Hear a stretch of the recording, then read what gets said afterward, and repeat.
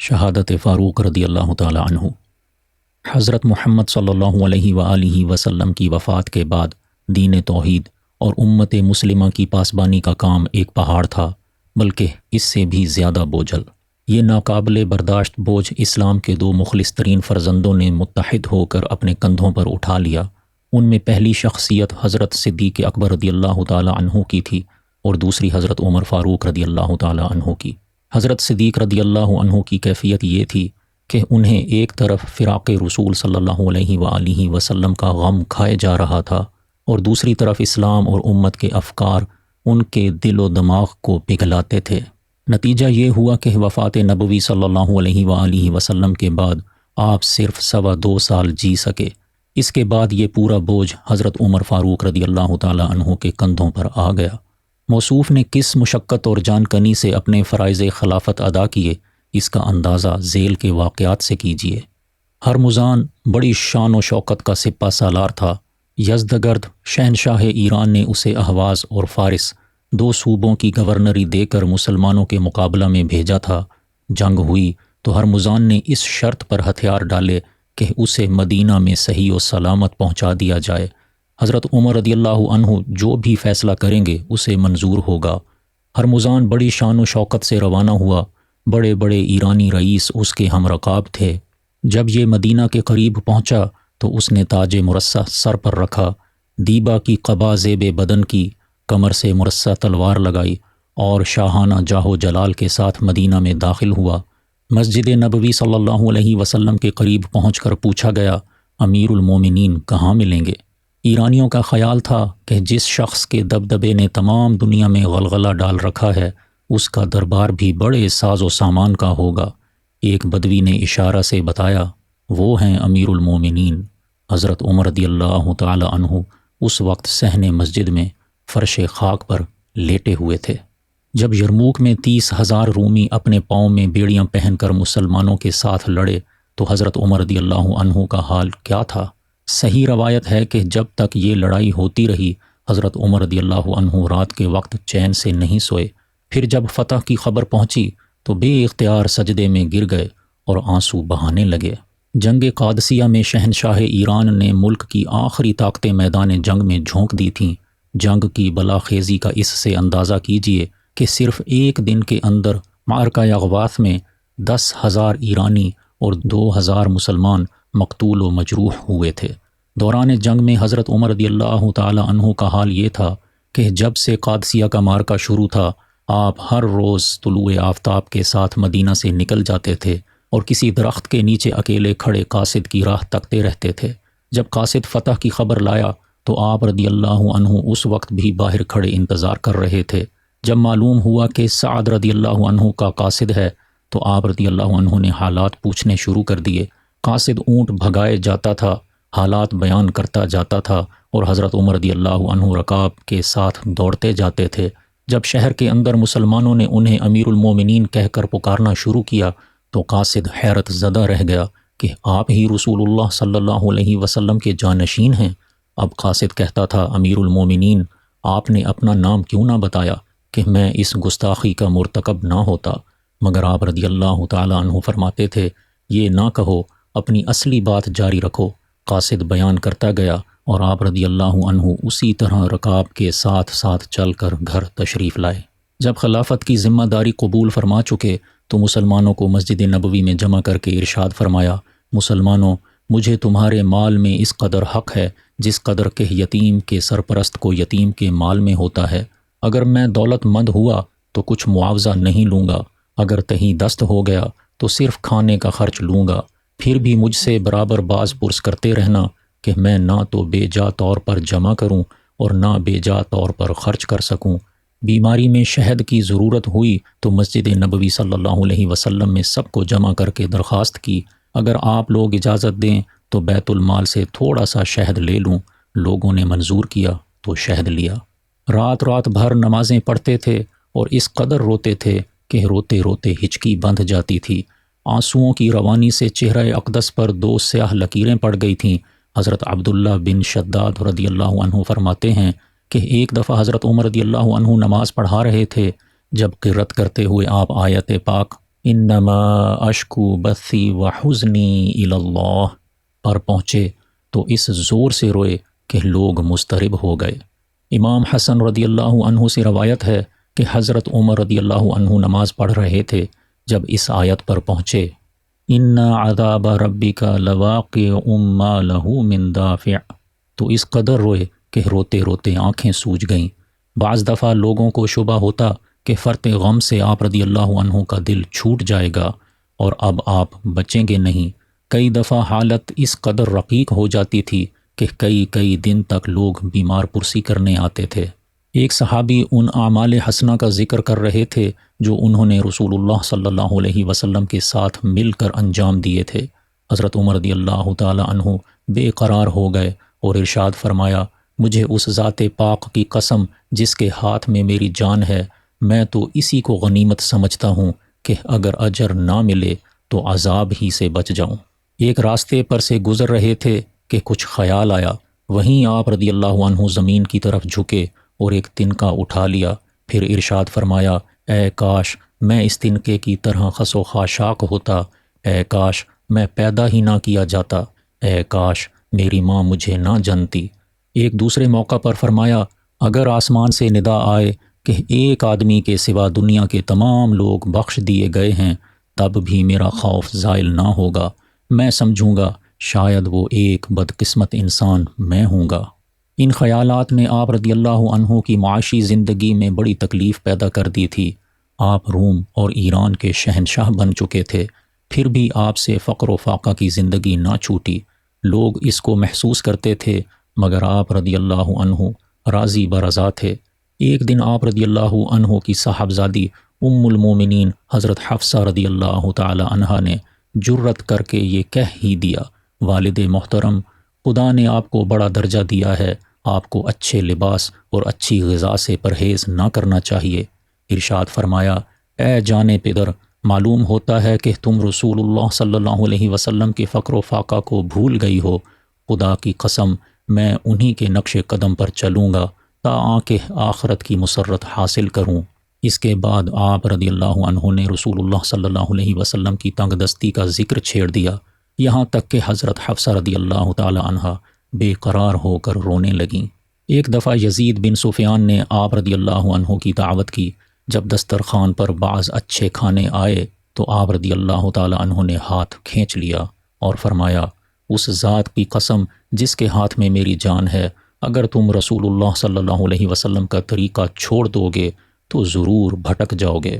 حضرت احمد رضی اللہ تعالی عنہ سے روایت ہے کہ حضرت عمر رضی اللہ عنہ کے سامنے گوشت پیش کیا گیا جس پر گھی پڑا ہوا تھا۔ آپ رضی اللہ عنہ نے کھانے سے انکار کر دیا اور فرمایا، یہ 1 سالن نہیں ہے، یہ 2 سالن ہیں، گھی الگ سالن ہے اور گوشت الگ سالن ہے، پھر اس تکلیف کی کیا ضرورت ہے کہ دونوں سالنوں کو جمع کر کے کھایا جائے۔ صحابہ رضی اللہ تعالی عنہم نے آپ رضی اللہ عنہ کے جسم مبارک پر کبھی نرم کپڑا نہیں دیکھا تھا۔ آپ رضی اللہ عنہ کے کرتے میں 12 پیوند لگے ہوتے تھے، سر پر پھٹا امامہ ہوتا تھا اور پاؤں میں پھٹی جوتی ہوتی تھی۔ پھر جب اسی حال میں قیصر و کسریٰ کے سفیروں سے ملتے تھے تو مسلمان شرما جاتے تھے، مگر آپ رضی اللہ عنہ پر کوئی اثر نہ ہوتا تھا، یہاں تک کہ حضرت عائشہ صدیقہ رضی اللہ تعالی عنہا اور حضرت حفصہ رضی اللہ تعالی عنہا دونوں نے مل کر کہا، امیر المومنین، خدا نے آپ کو مرتبہ دیا، شہنشاہوں کے سفیر آپ کے پاس آتے ہیں، اب آپ کو اپنی معاشرت بدل دینی چاہیے۔ فرمایا، افسوس ہے تم دونوں رسول اللہ صلی اللہ علیہ وسلم کی ازواج ہو کر مجھے دنیا طلبی کی ترغیب دیتی ہو۔ اے عائشہ، تم رسول اللہ صلی اللہ علیہ وسلم کی حالت کو بھول گئیں جبکہ گھر میں صرف ایک ہی کپڑا ہوتا تھا، اسی کو آپ دن کے وقت بچھاتے تھے اور اسی کو رات اوڑھتے تھے۔ اے حفصہ، کیا تمہیں یاد نہیں جب ایک رات تم نے رسول اللہ صلی اللہ علیہ وسلم کے بستر کو دوہرا کر کے بچھا دیا تو آپ صلی اللہ علیہ وسلم رات بھر سوئے رہے، پھر صبح اٹھتے ہی حضور صلی اللہ علیہ وسلم نے ارشاد فرمایا، حفصہ، یہ تم نے کیا کیا کہ تم نے میرے بستر کو دوہرا کر دیا اور میں صبح تک سوتا رہا، مجھے دنیاوی آسائشوں سے کیا تعلق، تم نے فرش کی نرمی سے مجھے کیوں غافل کر دیا۔ ایک دفعہ کرتا پھٹ گیا تو آپ رضی اللہ عنہ پیوند پر پیوند لگاتے تھے۔ حضرت حفصہ رضی اللہ تعالی عنہ نے روکا تو فرمایا، اے حفصہ، میں مسلمانوں کے مال میں اس سے زیادہ تصرف نہیں کر سکتا۔ جب آپ منڈی کی تنبیہ و ہدایت کے لیے بازار میں گشت فرماتے تھے تو کوئی پرانی رسی یا کھجور کی گٹھلی جو سامنے آ جاتی، آپ رضی اللہ تعالیٰ عنہ اٹھا لیتے تھے اور لوگوں کے گھروں میں پھینک دیتے تھے تاکہ لوگ پھر ان سے نفع اٹھائیں۔ ایک دفعہ عتبہ بن فرقد آپ کے پاس آئے، دیکھا کہ ابلا ہوا گوشت اور سوکھی روٹی کے ٹکڑے سامنے رکھے ہیں اور انہیں زبردستی حلق سے نیچے اتار رہے ہیں۔ ان سے رہا نہ گیا، کہنے لگے، امیر المومنین، اگر آپ کھانے پینے میں کچھ زیادہ صرف کریں تو اس سے امت کے مال میں کمی نہیں آ سکتی۔ فرمایا، افسوس، کیا تم مجھے عیش و عشرت کی ترغیب دیتے ہو؟ ربیع بن زیاد نے کہا، امیر المومنین، آپ اپنے خدا داد مرتبہ کی وجہ سے عیش و آرام کے زیادہ مستحق ہیں۔ اب آپ خفا ہو گئے اور فرمایا، میں قوم کا امین ہوں، کیا امانت میں خیانت جائز ہے؟ اپنے وسیع کنبہ کے لیے بیت المال سے صرف 2 درہم روزانہ لیتے تھے۔ ایک دفعہ سفر حج میں کل 80 درہم خرچ آ گئے۔ اس پر بار بار افسوس کرتے تھے کہ مجھ سے فضول خرچی ہو گئی۔ اس خیال سے کہ بیت المال پر بوجھ نہ پڑے، آپ رضی اللہ تعالی عنہ اپنے پھٹے ہوئے کپڑوں پر برابر پیوند لگاتے جاتے تھے۔ ایک مرتبہ جمعہ کے دن ممبر پر خطبہ کے لیے کھڑے ہوئے تو امام حسن رضی اللہ تعالی عنہ نے آپ رضی اللہ تعالی عنہ کے کرتا کے پیوند گنے، 12 شمار میں آئے۔ ابو عثمان کہتے ہیں کہ میں نے آپ رضی اللہ عنہ کا پاجامہ دیکھا، اس میں چمڑے کا پیوند لگا ہوا تھا۔ ایک دفعہ بحرین سے مال غنیمت میں مشک و عنبر آیا اور اسے تقسیم کرنے کے لیے آپ رضی اللہ عنہ کو ایک ایسے شخص کی تلاش ہوئی جو نہایت احتیاط کے ساتھ وزن کر سکے۔ آپ رضی اللہ تعالی عنہ کی بیوی نے کہا، میں نہایت ہی خوش اسلوبی سے اس خدمت کو انجام دے سکتی ہوں۔ فرمایا، عاقلہ، میں تجھ سے یہ کام نہیں لوں گا، مجھے ڈر ہے کہ مشک تمہاری انگلیوں میں لگ جائے گا، پھر تم اسے اپنے جسم پر ملو گی اور جواب دہ اس کا میں ہوں گا۔ ایک دفعہ سر پر چادر ڈال کر دوپہر میں گشت کے لیے نکلے۔ اسی وقت ایک غلام گدھے پر سوار جا رہا تھا۔ چونکہ تھک گئے تھے اس لیے سواری کی خواہش ظاہر کی۔ غلام فوراً اتر پڑا اور گدھا پیش کیا۔ فرمایا، میں تمہیں اس قدر تکلیف نہیں دے سکتا، تم بدستور سوار ہو، میں پیچھے بیٹھ جاتا ہوں۔ اسی حالت میں مدینہ منورہ کے اندر داخل ہوئے۔ لوگ حیران ہوتے تھے کہ غلام آگے بیٹھا ہے اور امیر المومنین اس کے پیچھے سوار ہیں۔ انتظام سلطنت کے سلسلے میں کئی دفعہ سفر کیے مگر کبھی خیمہ ساتھ نہ لیا۔ ہمیشہ درخت کے سائے میں ٹھہرتے تھے اور فرش خاک پر اپنا بستر جما لیتے تھے۔ کبھی کسی درخت پر اپنا کمبل تان لیتے تھے اور دوپہر کاٹ لیتے تھے۔ 18 ہجری میں قحط پڑا۔ اس وقت حضرت عمر رضی اللہ تعالی عنہ کی بے قراری قابل دید تھی۔ گوشت، گھی اور تمام دوسری مرغوب غذائیں ترک فرما دیں۔ ایک دن اپنے بیٹے کے ہاتھ میں خربوزہ دیکھا تو سخت خفا ہوئے، کہنے لگے، مسلمان بھوکے مر رہے ہیں اور تم میوے کھاتے ہو۔ چونکہ گھی کی بجائے روغن زیتون کھانا شروع کر دیا تھا، اس واسطے ایک روز شکم مبارک میں قراقرم ہوا۔ آپ نے پیٹ میں انگلی چبھو کر فرمایا، جب تک ملک میں قحط ہے تمہیں یہی کچھ ملے گا۔ اکرمہ بن خالد رضی اللہ تعالیٰ عنہ کہتے ہیں کہ مسلمانوں کے ایک وفد نے مل کر عرض کیا کہ اگر آن جناب ذرا بہتر کھانا کھایا کریں تو اللہ تعالیٰ کے کام میں اور زیادہ قوی ہو جائیں گے۔ آپ رضی اللہ عنہ نے پوچھا، کیا یہ تمہاری ذاتی رائے ہے یا سب مسلمان اس کا تقاضا کرتے ہیں؟ عرض کیا گیا، یہ سب مسلمانوں کی متفقہ رائے ہے۔ فرمایا، میں تمہاری خیر خواہی کا مشکور ہوں مگر میں اپنے 2 پیش روؤں کی شاہراہ ترک نہیں کر سکتا۔ مجھے ان کی ہم نشینی یہاں کی لذتوں سے زیادہ مرغوب ہے۔ جو لوگ محاذ جنگ پر ہوتے ان کے گھروں پر جاتے اور عورتوں سے پوچھ کر انہیں بازار سے سودا سلف لا دیتے۔ اہل فوج کے خطوط آتے تو خود گھروں میں پھر کر پہنچاتے۔ جس گھر میں کوئی پڑھا لکھا نہ ہوتا وہاں خود ہی چوکھٹ پر بیٹھ جاتے اور گھر والے جو کچھ لکھاتے لکھ دیتے۔ حضرت طلحہ رضی اللہ تعالی عنہ سے روایت ہے کہ ایک روز صبح سویرے مجھے شک ہوا کہ سامنے کے جھونپڑے میں حضرت عمر رضی اللہ تعالی عنہ تشریف فرما ہیں۔ پھر خیال آیا کہ امیر المومنین کا یہاں کیا کام؟ دریافت کرنے سے معلوم ہوا کہ یہاں ایک نابینا ضعیفہ رہتی ہیں اور حضرت عمر رضی اللہ عنہ روزانہ اس کی خبر گیری کے لیے آتے ہیں۔ یہ تھی حضرت فاروق اعظم رضی اللہ تعالی عنہ کی روزانہ کی زندگی۔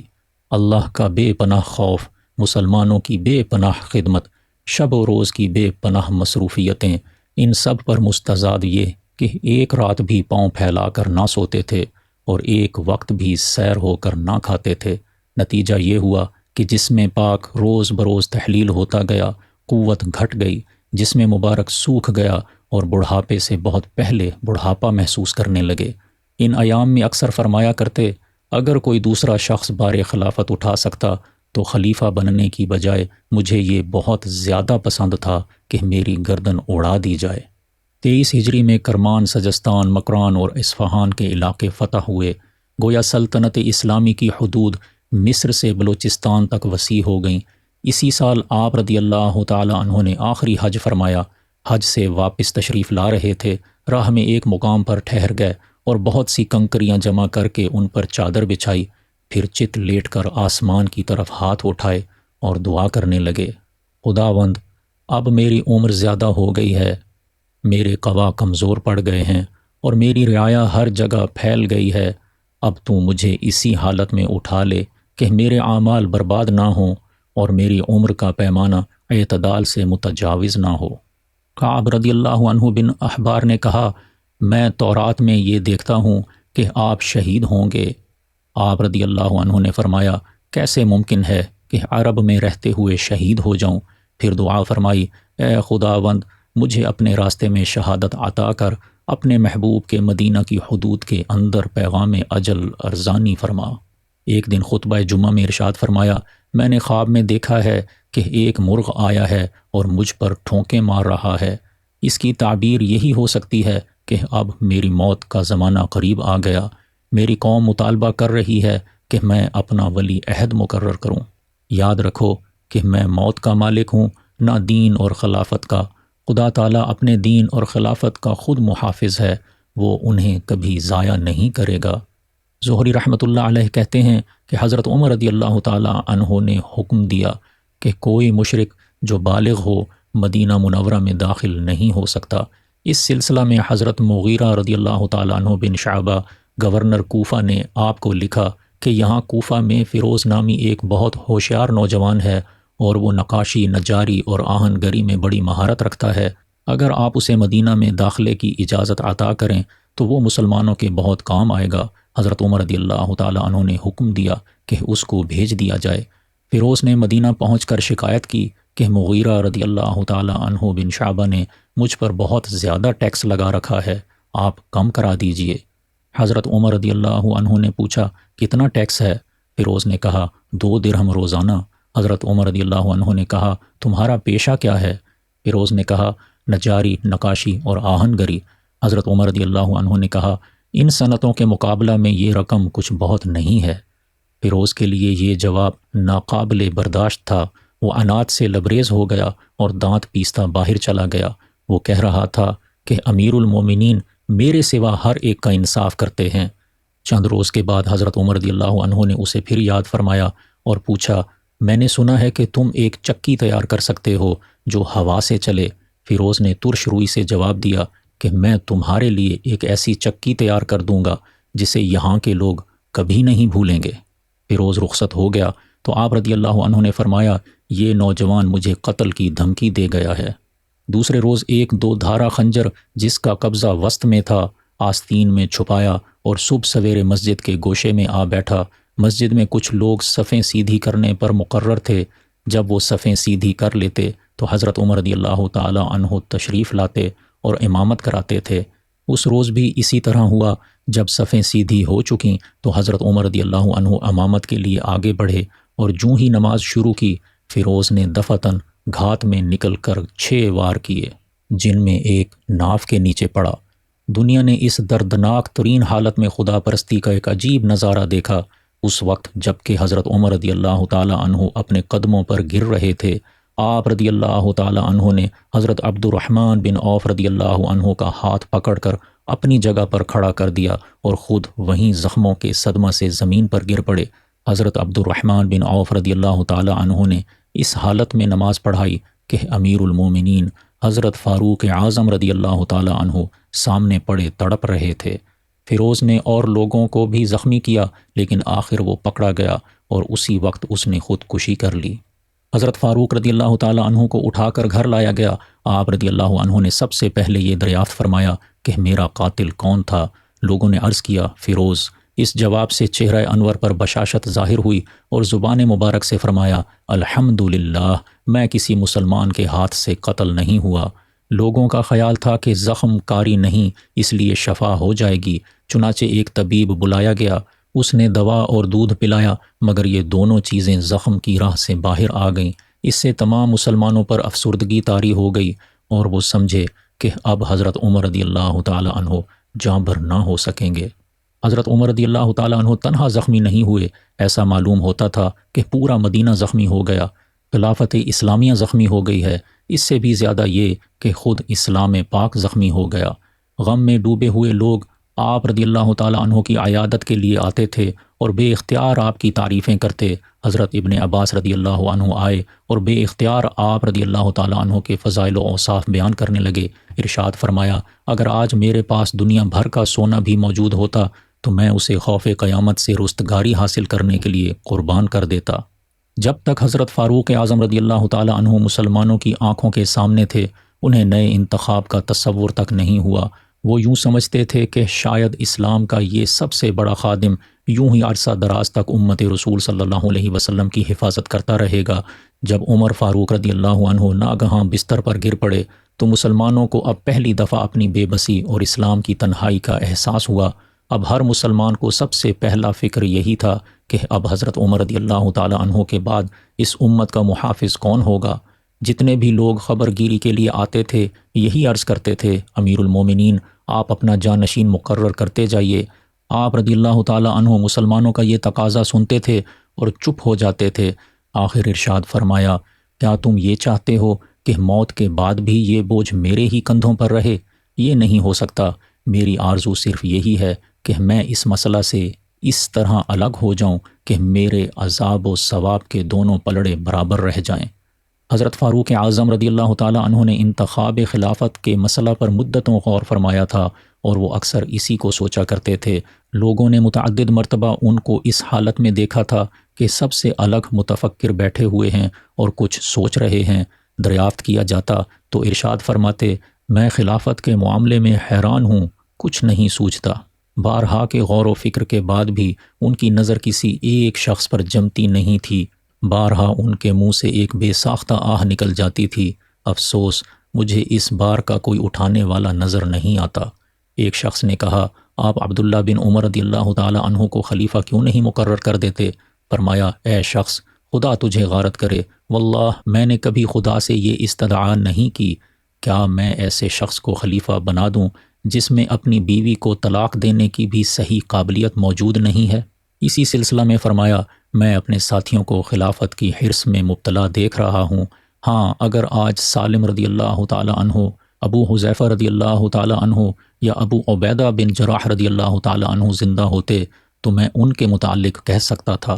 اس ارشاد مبارک سے معلوم ہوتا ہے کہ آپ رضی اللہ تعالی عنہ کو بہت زیادہ پسند تھا کہ انتخاب خلافت کے مسئلہ کو چھوئے بغیر اس دنیا کو عبور کر جائیں، لیکن مسلمانوں کا اصرار روز بروز بڑھتا چلا گیا۔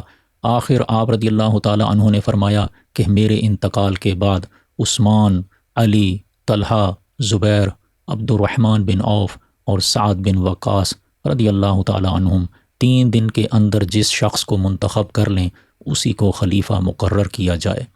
آخری گھڑیوں میں اپنے صاحبزادے عبداللہ رضی اللہ تعالی عنہ کو طلب فرمایا، وہ حاضر ہو گئے تو ارشاد فرمایا عبداللہ حساب کرو مجھ پر قرض کتنا ہے؟ حساب لگا کر بتایا گیا کہ 86,000 درہم۔ فرمایا یہ قرض آل عمر رضی اللہ تعالی عنہ کے حساب سے ادا کیا جائے، اگر ان میں استطاعت نہ ہو تو خاندان عدی سے امداد لی جائے، اگر پھر بھی ادا نہ ہو کل قریش سے لیا جائے، لیکن قریش کے علاوہ دوسروں کو تکلیف نہ دی جائے۔ حضرت عمر رضی اللہ تعالی عنہ کے غلام نافع رضی اللہ تعالی عنہ سے روایت ہے کہ حضرت عمر رضی اللہ تعالی عنہ پر قرض کیوں کر رہ سکتا تھا جبکہ ان کے ایک وارث نے اپنا حصہ وراثت 1 لاکھ میں بیچا۔ دوسری روایت یہ ہے کہ حضرت عمر رضی اللہ تعالی عنہ کا مسکونہ مکان بیچ ڈالا گیا جس کو امیر معاویہ رضی اللہ تعالی عنہ نے خریدا اور قرض ادا ہو گیا۔ تصفیہ قرض کے بعد بیٹے سے فرمایا تم ابھی ام المومنین حضرت عائشہ صدیقہ رضی اللہ تعالی عنہا کے پاس جاؤ اور ان سے التماس کرو عمر چاہتا ہے کہ اسے اپنے 2 رفیقوں کے پاس دفن ہونے کی اجازت دی جائے۔ عبداللہ بن عمر رضی اللہ تعالیٰ عنہ نے آپ رضی اللہ تعالیٰ عنہ کا یہ پیغام حضرت عائشہ صدیقہ رضی اللہ تعالیٰ عنہ کو پہنچایا تو وہ بے حد درد مند ہوئیں اور فرمایا، میں نے یہ جگہ اپنے لیے محفوظ رکھی تھی، مگر آج میں عمر رضی اللہ تعالیٰ عنہ کو اپنی ذات پر ترجیح دیتی ہوں۔ جب بیٹے نے آپ رضی اللہ تعالیٰ عنہ کو حضرت عائشہ رضی اللہ تعالیٰ عنہ کی منظوری کی اطلاع دی تو بے حد خوش ہوئے اور اس آرزو کی قبولیت پر بصد خلوص شکر ادا کرنے لگے۔ اب کرب و تکلیف کی حالت شروع ہو چکی تھی۔ اسی حالت میں لوگوں سے مخاطب ہو کر ارشاد فرمایا، جو شخص خلیفہ منتخب ہو وہ 5 جماعتوں کے حقوق کا لحاظ رکھے، مہاجرین کا، انصار کا، اعراب کا، ان اہل عرب کا جو دوسرے شہروں میں جا کر آباد ہوئے ہیں، اور اہل ذمہ کا۔ پھر ہر جماعت کے حقوق کی تشریح فرمائی اور اہل ذمہ کے متعلق ارشاد فرمایا، میں خلیفہ وقت کو وصیت کرتا ہوں کہ وہ خدا تعالی اور محمد صلی اللہ علیہ وسلم کی ذمہ داری کا لحاظ رکھے اور اہل ذمہ کے تمام معاہدات پورے کیے جائیں، ان کے دشمنوں سے لڑا جائے اور انہیں طاقت سے زیادہ تکلیف نہ دی جائے۔ انتقال سے تھوڑا عرصہ پہلے اپنے بیٹے عبداللہ رضی اللہ تعالیٰ عنہ سے ارشاد فرمایا، میرے کفن میں بے جا صرف نہ کرنا، اگر میں اللہ کے ہاں بہتر ہوں تو مجھے از خود بہتر لباس مل جائے گا، اگر بہتر نہیں ہوں تو بہتر کفن بے فائدہ ہے۔ پھر فرمایا، میرے لیے لمبی چوڑی قبر نہ کھدوائی جائے، اگر میں اللہ تعالیٰ کے ہاں مستحق رحمت ہوں تو از خود میری قبر حد نگاہ تک وسیع ہو جائے گی، اگر مستحق رحمت نہیں ہوں تو قبر کی وسعت میرے عذاب کی تنگی کو دور نہیں کر سکتی۔ پھر فرمایا، میرے جنازہ کے ساتھ کوئی عورت نہ چلے، مجھے مصنوعی صفات سے یاد نہ کیا جائے، جب میرا جنازہ تیار ہو جائے تو مجھے جلد قبر میں پہنچا دیا جائے، اگر میں مستحق رحمت ہوں تو مجھے رحمت ایزدی تک پہنچانے میں جلدی کرنی چاہیے، اگر میں مستحق عذاب ہوں تو ایک برے آدمی کا بوجھ جس قدر جلد سے جلد کندھوں سے اتار پھینکا جائے اسی قدر بہتر ہوگا۔ ان درد انگیز وصیتوں کے تھوڑا ہی عرصہ بعد فرشتہ اجل سامنے آ گیا اور آپ رضی اللہ تعالی عنہ جاں بحق تسلیم ہو گئے۔ یہ ہفتہ کا دن تھا 42 ہجری، اس وقت عمر 63 برس کی تھی۔ حضرت صہیب رضی اللہ تعالی عنہ نے نماز جنازہ پڑھائی۔ حضرت عبد الرحمن رضی اللہ تعالی عنہ، حضرت علی رضی اللہ تعالی عنہ، حضرت عثمان رضی اللہ تعالی عنہ، حضرت طلحہ رضی اللہ تعالی عنہ، حضرت سعد بن وقاص رضی اللہ تعالی عنہ اور حضرت عبد الرحمن بن عوف رضی اللہ تعالی عنہ نے قبر میں اتارا اور دنیا اسلام کے اس درخشندہ ترین آفتاب کو آقائے انسانیت کے پہلو میں ہمیشہ کے لیے سلا دیا گیا۔ انا للہ و انا الیہ راجعون۔ مسلمانوں کو حضرت عمر فاروق رضی اللہ تعالی عنہ کی شہادت سے جو صدمہ ہوا الفاظ سے بیان نہیں کیا جا سکتا۔ ہر مسلمان نے اپنی عقل کے مطابق انتہائی غم و اندوہ کا اظہار کیا۔ حضرت ام ایمن رضی اللہ تعالی عنہ نے کہا، جس روز عمر رضی اللہ تعالی عنہ شہید ہوئے اسی روز اسلام کمزور پڑ گیا۔ حضرت ابو اسامہ رضی اللہ تعالی عنہ نے کہا، حضرت صدیق اکبر رضی اللہ تعالی عنہ اور حضرت عمر فاروق رضی اللہ تعالی عنہ اسلام کے مائی باپ تھے، وہ گزر گئے تو اسلام یتیم ہو گیا۔ خدا کہتا ہے کہ وہ گزرے نہیں بلکہ زندہ ہیں اور ہمیشہ ہمیشہ تک زندہ رہیں گے۔